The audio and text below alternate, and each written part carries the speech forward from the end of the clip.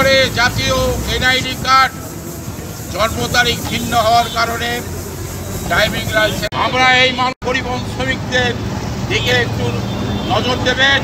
এই পরিবহন শ্রমিক লাইসেন্সের যদি এই প্রক্রিয়া যদি সুস্থভাবে পরিচালিত না হয় তাহলে পরিবহন শ্রমিকরা মনে হয় আর গাড়ি চালাতে পারে না।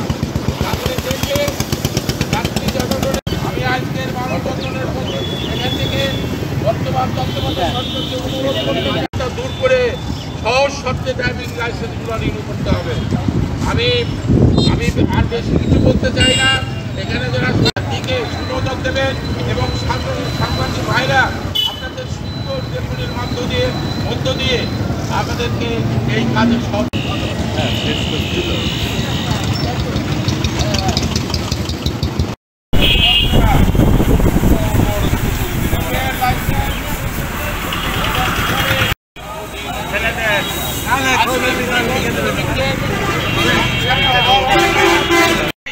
বর্তমান যে